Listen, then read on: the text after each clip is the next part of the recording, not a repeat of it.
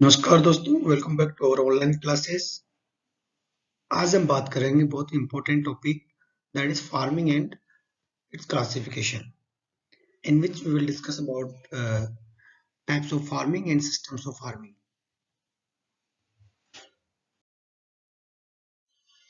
The content is what is farming and classification of farming, types and system of farming. System of farming को हम separate video में पढ़ेंगे क्योंकि video बहुत लंबा हो जाएगा।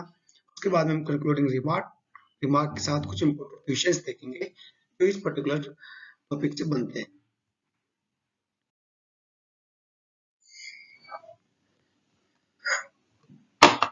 डियर स्टूडेंट, सबसे पहले आपको ये जान लेना ज्यादा जरूरी है कि फार्मिंग क्या होता है। तो जब फार्मिंग हम जान लेंगे तो system of farming and types of farming हम ज्यादा इजीली हम समझ सकते हैं। Farming means growing of crops and keeping animals by the people for food and raw materials. ठीक है, क्रॉप्स को ग्रो करना और एनिमल्स को पालना जो है वो आपका जनरली फार्मिंग कहलाता है। इसको आप डिफाइन भी कर सकते हैं। फार्मिंग में भी डिफाइन है the business of raising livestock and plants और लाइवस्टॉक को रेज करना फार्मिंग है।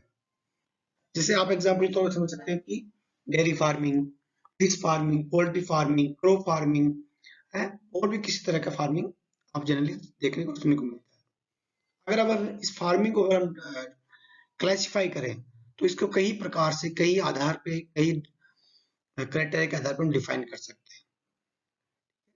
तो यहाँ पे जो हम बात करेंगे वो बात करेंगे two types of farming, that is types of farming and system of farming. इसके अलावा भी बहुत सारे प्रकार की फार्मिंग आप देखने को मिलती होगी गूगल और अदर अलग अलग बुक्स में, जैसे subsistence farming, commercial farming, organic farming और आपका मिक्स्ड फार्मिंग। बहुत सारा का फार्मिंग आपको देखने को मिलेगा। अलग अलग आधार पे इसको क्लासिफाई करते हैं तो अलग अलग फार्मिंग आपको देखने को मिलता है। तो यहाँ पर दो इंपॉर्टेंट टॉपिक्स को हम कवर करेंगे, types of farming and system of farming. इस पर्टिकुलर वीडियो में we only focus on types of farming. ठीक है, चलिए देखते हैं कि टाइप्स ऑफ फार्मिंग क्या होता है। टाइप्स ऑफ फार्मिंग की जब हम बात करते हैं तो it denotes the method of farming and different practices that are used in farming. कि किस तरह से हम जो है raising of livestock and production of crops या ग्रोइंग ऑफ क्रॉप्स को करते हैं और कुछ किस तरह की मेथड्स में यूज करते हैं, उसके लिए आपका जो है टर्म यूज होता है वो that is types of farming. Type of farming की बात करें तो methods of farming and different practices that is being followed on farm for the growing crops and raising animals। और ये टाइप्स ऑफ फार्मिंग है ना, ये कुछ नेचुरल फैक्टर्स होते हैं, उससे भी डिटरमाइन होता है कि उस एरिया में आपके नेचुरल फैक्टर्स कैसे हैं। उसके आधार पे है जो किसान है, जो प्रोड्यूसर है, वो वहां पे खेती करना पसंद करता है। उस हिसाब से उसी के आधार पे वो सिलेक्शन ऑफ एंटरप्राइज करता है। जैसे नेचुरल फैक्टर्स हो गए, नेचुरल फैक्टर्स में आपका सोइल कैसा है, वाटर फैसिलिटी कैसी है, वहाँ का लैंड कैसा है, वहाँ का सोइल फर्टिलिटी लेवल कैसा है। These are the natural factor which determine the types of farming. उसके बाद अलावा इकोनॉमिक एंड सोशल फैक्टर्स, कि वहाँ पे जो है पर्टिकुलर रीजन में किस क्रॉप का प्रॉफिटेबिलिटी ज्यादा है। तो जनरली जिस क्रॉप का प्रॉफिटेबिलिटी ज्यादा होगा किसान उसको ही फॉलो करेगा। उसके अलावा सोशल फैक्टर्स है कि उस एरिया में किस तरह की जो है सोशल कल्चरल इकोसिस्टम है, जिस तरह से उसका डिमांड जो उससे प्रभावित हो सकता है। These are some natural economic social factors that determine the types of farming. और अगर हम टाइप्स ऑफ फार्मिंग की बात करें तो जनरली आपका तीन चार प्रकार का होता है, जिसमें है diversification and specialised, mixed and branching. एक और होता है वो जो है डाइट फार्मिंग। हम वन बाय वन डिस्कस कर लेते हैं। बिफोर गोइंग ऑन दैट हम ये भी जान लेते हैं कि सिस्टम ऑफ फार्मिंग क्या होता है। हालांकि हम इसको सेपरेट पढ़ेंगे बट जान लेना ठीक रहेगा। सिस्टम ऑफ फार्मिंग क्या होता है जनरली कि आपका जो आप फार्मिंग करते हैं उसका ओनरशिप किसके पास है, वो उस पर रिसोर्स का मैनेजमेंट कौन कर रहा है, या जो डिसीजन मेकिंग पावर है वो किसके पास है, इसको डिनोट करने का जो प्रोसेस है वो comes under the that comes under the system of farming. तो सिस्टम ऑफ फार्मिंग की जब बात आए तो आपको दिमाग में आना चाहिए, yes it is talking about the ownership of land, farm resource management and other farm managerial decision making process. चलिए अब बात करते हैं। अच्छा, इससे पहले ये डायग्राम देख लीजिए। अगर फार्मिंग को आप क्लासिफाई करते हैं तो टाइप्स ऑफ फार्मिंग होता है, सिस्टम ऑफ फार्मिंग होता है। तो टाइप्स ऑफ फार्मिंग में क्या आता है यहाँ पे दिया हुआ है। यहाँ पे अपन देख रहे हैं कि टाइप्स ऑफ फार्मिंग जो है 5 प्रकार का होता है। Diversified farming, specialised farming, mixed farming, ranching and dry farming. वहीं पे जो सिस्टम ऑफ फार्मिंग है वो 4 प्रकार का यहाँ पे बताया हुआ है, लेकिन ये मुझे लगता है 5 प्रकार का होता है। कोऑपरेटिव फार्मिंग, दूसरा पीजेंट फार्मिंग, तीसरा state farming, fourth is capitalistic farming, and one is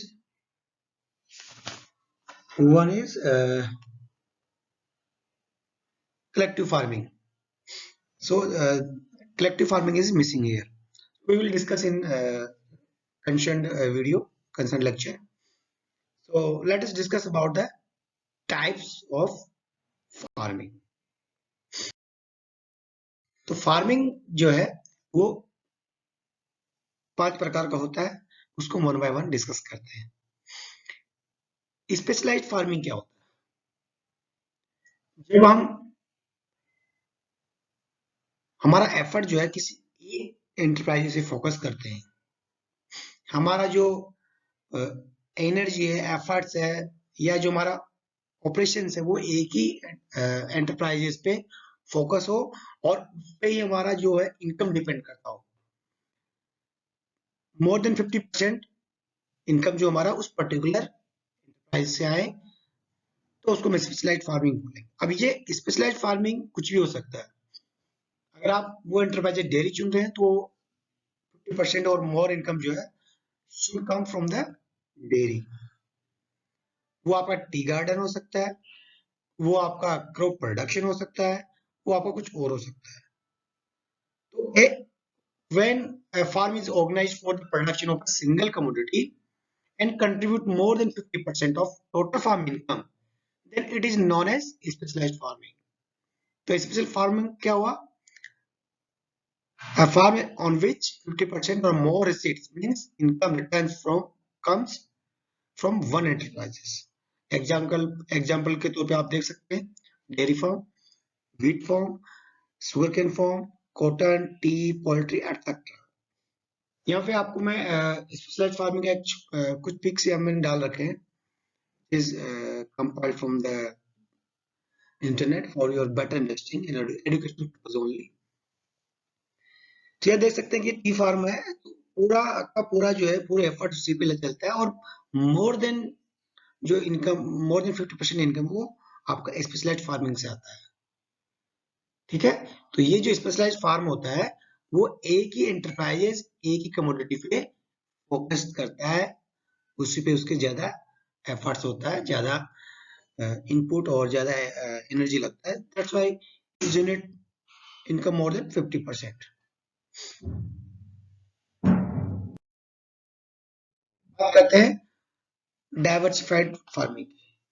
अच्छा, डाइवर्सिफाइड फार्मिंग से पहले अगर हम बात करते हैं स्पेशलाइज्ड फार्मिंग के बारे में, तो स्पेशलाइज्ड फार्मिंग के एडवांटेज क्या है, क्योंकि हमको जानना पड़ेगा ना कि एडवांटेज क्या है और उसके डिसएडवांटेज क्या है। हम डिसएडवांटेज की ज्यादा बात नहीं करेंगे, लेकिन एडवांटेज हम यहाँ पे जानेंगे। तो जब आप स्पेशलाइज्ड फार्मिंग करते हैं, जब एक ही क्रॉप पे फोकस करते हैं, तो आपके पास बेटर यूटिलाइजेशन ऑफ लैंड होता है, क्योंकि आपके पास बहुत सारे क्रॉप्स वहां पे नहीं है, बहुत सारे एंटरप्राइजेस नहीं है, एक ही जो है क्रॉप है, एक ही एंटरप्राइजेस है जिसपे आप स्पेशलाइजेशन के तौर पे फोकस कर सकते हैं और पूरा एनर्जी और उस पे लगा सकते हैं। इसकी वजह से क्या होगा कि इसका बेटर मैनेजमेंट हो सकता है। आप तो एक चीज को मैनेज करें और एक 10 चीज को मैनेज करें तो उसमें आपको दिक्कत होता है। That's why it's provide better management. ठीक है, दूसरा, अगर आप एक ही क्रॉप पे या एक ही एंटरप्राइज फोकस कर रहे हैं तो on continuous basis your efficiency, your skill goes up, skill will be increased। ठीक है, क्योंकि आप कंटिन्यू करें तो उसमें आपका एक्सपर्टाइज हासिल हो जाता है। उसी प्रकार से जब आप एक ही क्रॉप पे फोकस करते हैं, जब आप स्पेशलाइज्ड फार्मिंग करते हैं, तो आपको मार्केटिंग में भी आसानी रहती है, क्योंकि आपके पास लार्ज वॉल्यूम में प्रोड्यूस होता है, जिसको आप बार्गेन करके और अच्छे रेट पे कहीं पे भी बेच सकते हैं। Even you can export. अब इसमें अगर इसकी स्पेशलाइज्ड फार्मिंग के डिसएडवांटेज की बात करें तो भाई देखिए, उसमें एक ही क्रॉप ग्रो करते हैं हम, एक एंटरप्राइज फोकस करते हैं। अगर वो फेल हो गया तो, या कोई नेचुरल कैलेमिटी जैसे आई जिसकी वजह से आपको लॉस हो गया, तो there is a high risk of failure of crop which is ultimately affect your farm income। तो ये सबसे बड़ा ड्रॉबैक इसका पर्टिकुलर।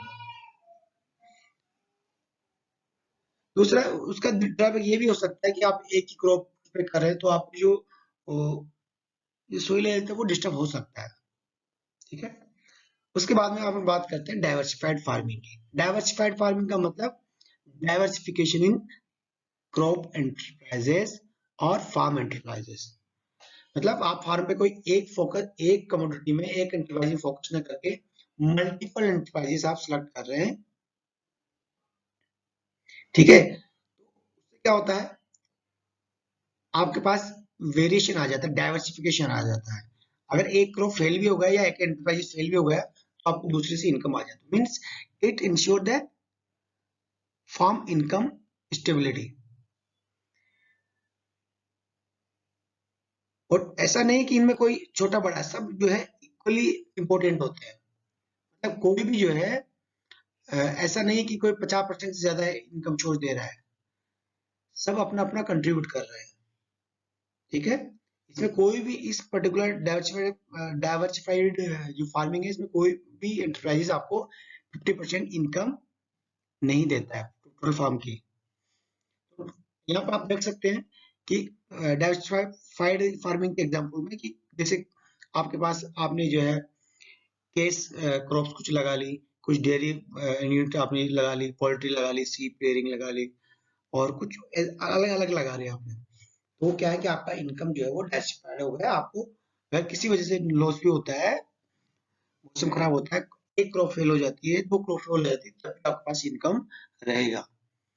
ये क्या, इसके बेनिफिट्स क्या है? It reduce the risk from agriculture. जो फार्मिंग एक्टिविटी है वहां से रिस्क को कम करता है डाइवर्सिफिकेशन। इसके अलावा एडिशनल एम्प्लॉयमेंट अपॉर्चुनिटीज क्रिएट करता है। ठीक है, ज्यादा एंटरप्राइज लेंगे तो ज्यादा एम्प्लॉइज की जरूरत पड़ेगी, ज्यादा लेबर की जरूरत पड़ेगी, ज्यादा लोगों की जरूरत पड़ेगी, ज्यादा स्टाफ की जरूरत पड़ेगी, क्योंकि उसको मैनेजमेंट जो करना है। Plus high level of income, क्योंकि आपके पास बहुत सारे हैं तो आपके इनकम के जो है चांसेस वो ज्यादा हो जाते हैं। इससे आपका इनकम बढ़ेगा, ज्यादा बढ़ेगा। दूसरी बात, इससे आपको ओवरकमिंग फ्रॉम द पॉवर्टी भी देखने को मिलेगा, और आपको इससे आपका जो किसान का जो गरीबी है वो दूर हो सकता है, कहीं ना कहीं से उसको इनकम हो रहा है। This is the diversification of farming. अब इसमें अगर इसके नेगेटिव उसकी साइड की बात करें, ड्रॉबैक की बात करें, लिमिटेशंस की बात करें डाइवर्सिफाइड फार्मिंग की, तो आप देखेंगे कि भाई बहुत सारे एंटरप्राइजेस है, तो उसको मैनेज करने में हमको दिक्कत होगा, प्रॉपर मैनेजमेंट हम नहीं कर पाएंगे, क्योंकि बहुत सारे फार्मर्स हैं, कहीं ना कहीं लेकुना रह जाएगा।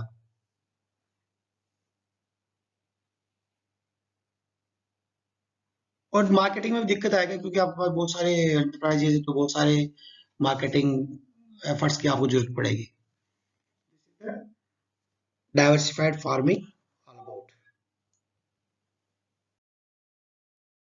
अब बात करते हैं मिक्स्ड फार्मिंग, जो कि इंडिया में जनरली किया जाता है। मिक्स्ड फार्मिंग जो है टाइप ऑफ फार्मिंग है under which crop production is combined with live stock या एनिमल प्रोडक्शन।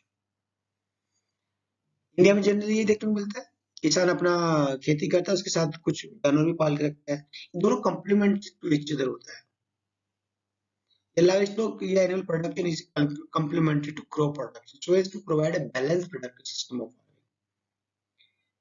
ठीक है, तो आपका जो बाय प्रोडक्ट में इसमें यूटिलाइज बहुत बड़े से हो जाता है, चाहे बाय प्रोडक्ट वो क्रॉप का हो या बाय प्रोडक्ट वो एनिमल का हो, तो वो अच्छे से यूटिलाइज हो जाता है, जो एक दूसरे को हेल्प करता है। इस प्रकार की जो मिक्स्ड फार्मिंग है उसमें at least 10% of growth income must be contribute by the livestock. कम से कम 10% इनकम जो है वो लाइव स्टॉक फार्मिंग एक्टिविटी से आना चाहिए, तभी उसको हम मिक्स्ड फार्मिंग कहेंगे। और लेकिन वो 50% नहीं होनी चाहिए, 50% से नीचे होना चाहिए, यानी कि 49% से ज्यादा वो नहीं होना चाहिए। तो means the income should be from mixed farming from the range of 10% to 49%, बीच में उसकी इनकम होनी चाहिए, टोटल फार्म इनकम। तो यहाँ पर आप ये कुछ पिक से आप अंदाजा लगा सकते हैं कि व्हाट इज मिक्स्ड फार्मिंग। तो ये बहुत सारे एफर्ट्स के थ्रू मैं कंपाइल करके लाया हूँ आप लोगों के लिए, तो मुझे उम्मीद है आप लोगों को ये समझ में आ रहा होगा। अगर फिर भी कुछ समझ में नहीं आ रहा तो आप कमेंट बॉक्स में छोड़िएगा, मुझसे फोन करिएगा, मैं आपको हेल्प करूंगा। उसके बाद में बात करते हैं रैंचिंग। रैंचिंग एक स्पेशल टर्म है जो आप लोगों को बहुत कम सुनने को मिलता होगा इंडिया में। जनरली इंडिया में रैंचिंग होता नहीं है, तो पहले जान लेते हैं कि रैंचिंग क्या होता है। Ranching is the practice of grazing animals on public land. जो गवर्नमेंट का लैंड होता है, जो पब्लिक का लैंड होता है, जो खाली पड़ा रहता है, वहां पे एनिमल्स को चराना, वहां पे एनिमल को पालना, ये आपका ग्रेजिंग होता है, वो आपका रैंचिंग होता है। तो ranching means practice of grazing animals on public land which is not suitable for raising of crops। ऐसी लैंड में जहाँ पे क्रॉप प्रोडक्शन नहीं होता है या वो क्रॉप प्रोडक्शन के लिए सुटेबल नहीं होती है। और ये जो यहाँ पे जो रेंचर होते हैं, rancher means the farmer who grazing who rearing the animals। वह व्यक्ति जो एनिमल को पालता है उसको हम रेंचर बोलते हैं। और रेंचर का खुद का अपना लैंड नहीं होता है, वो पब्लिक लैंड को यूटिलाइज करते हैं। आप कई बार आप देखते होंगे गाँव में भी, जब आपका गाय भैंस अगर आप ये चराते होंगे या पालते होंगे तो आप देखते होंगे खाली जमीन जो होती है गवर्नमेंट की किसी की भी, उसमें आप अपने पशु चरा के लाते हैं। तो उस टाइप का ही रेंचिंग में देखने को मिलता है। और रेंचिंग जो है जनरली ऑस्ट्रेलिया, अमेरिका, तिब्बत जैसे कंट्रीज में फॉलो किया जाता है। इंडिया में कुछ पार्ट में किया जाता है। अब वो कौन से पार्ट है वो मुझे लगता है कि जहाँ पे जो हिल एरियाज होंगे उधर होंगे। I am not sure about it, so I will not recommend you about it, but generally India में फॉलो नहीं किया जाता है, कुछ पार्ट में किया जाता होगा, तो this is not big thing. तो रैंचिंग एक प्रोसेस है, रैंच एक फार्म को बोलते हैं या फार्म लैंड को बोलते हैं जहाँ पे रैंचिंग करते हैं। और रैंचर क्या होता है, जो फार्मर्स होता है जो पशुओं को वहाँ पे चराता है, सिंपल लैंग्वेज में। चलिए अब बात करते हैं ड्राई फार्मिंग। भाई इंडिया में जो है सबसे बड़ा जो दिक्कत है वो ड्राई फार्मिंग का ही देखा जाए तो। ड्राई फार्मिंग क्या होता है पहले जान लेते हैं। Cultivation of crops in region where annual rainfall is less than 750 mm। 750 mm से कम रेनफॉल वाले रीजन में जब हम खेती करते हैं तो उसको बोलते हैं ड्राई फार्मिंग। और ऐसे रीजन में जो है, या ऐसे जो ड्राई फार्मिंग होती है उसमें जो क्रॉप फेलियर जो है बहुत कॉमन होता है, क्योंकि वहाँ पे मानसून काफी कमजोर होता है, बहुत स्पेल बहुत ही इंटरवल पे वहाँ पे बारिश होता है, तो that is totally depend on monsoon. That's why we call dry farming. Dry land farming क्या होता है, 750 mm से लेके 1150 mm तक का जो एनुअल रेनफॉल वाले जो एरियाज है जहाँ पे खेती करते हैं उसको बोलते हैं ड्राई लैंड। यहाँ पे थोड़ा ज्यादा ड्राई फार्मिंग से ज्यादा थोड़ा सा बारिश होता है, यहाँ पे 750 से ज्यादा होता है और लेकिन 1150 से कम होता है। तो यहाँ पे क्या करते हैं कि मॉइस्चर कंजर्वेशन प्रैक्टिसेस अपनाते हैं जिससे कि जो वहाँ पे होता है। ठीक है, मोस्ट कंजर्वेशन प्रैक्टिसेस अलग बहुत सारी होती होंगी जो आप लोग एग्रोनॉमी क्लासेस में पढ़े होंगे। उसके बाद रेनफेड फार्मिंग। रेनफेड फार्मिंग क्या होता है डिस्टेंस जहाँ पे 1150 से ज्यादा 1150 mm से ज्यादा बारिश होती है ऐसे रीजन में जो हम क्रॉप का कल्टीवेशन करते हैं उसको बोलते हैं रेनफेड फार्मिंग। तो आप यहाँ पे देख सकते हैं ये पिक्सल मैंने रिलेवेंट डाला है। It is not exact but it is just for indication of the the the flavor of dry farming. You can get my point. अब बात करते हैं कुछ इंपॉर्टेंट क्वेश्चन। इंपॉर्टेंट क्वेश्चंस इस पर्टिकुलर टॉपिक से किस तरह का क्वेश्चन आपके एग्जाम में बनता है या बन सकता है वो बात कर लेते हैं। तो पहला क्वेश्चन जो बनता है वो है आपसे पूछा जा सकता है कि what is farming and types of farming. ठीक है, तो आपको बता देना है कि फार्मिंग क्या होता है, टाइप्स ऑफ फार्मिंग क्या होता है। उसके बाद में आपसे एक्सप्लेनेशन पूछा जा सकता है स्पेशलाइज्ड एंड डाइवर्सिफाइड फार्मिंग क्या होता है उसके बारे में बताओ। एडवांटेज ऑफ डाइवर्सिफाइड फार्मिंग पूछा जा सकता है। एडवांटेज ऑफ स्पेशलाइज्ड फार्मिंग पूछा जा सकता है। Difference between mixed farming and diversified farming, ये थोड़ा कंफ्यूज टर्म है दोनों, इसलिए पूछा जाता है मिक्स्ड फार्मिंग और डाइवर्सिफाइड फार्मिंग में क्या होता है, तो ये आपको पता होना चाहिए वेरी क्लियरली। कुछ पेमेंट्स करने के लिए हो सकता है कि रेंज क्या होता है, रेंचर क्या होता है, रेंचिंग क्या होता है, रेनफेड फार्मिंग क्या होता है, इन फार्मिंग क्या होता है पूछा जा सकता है।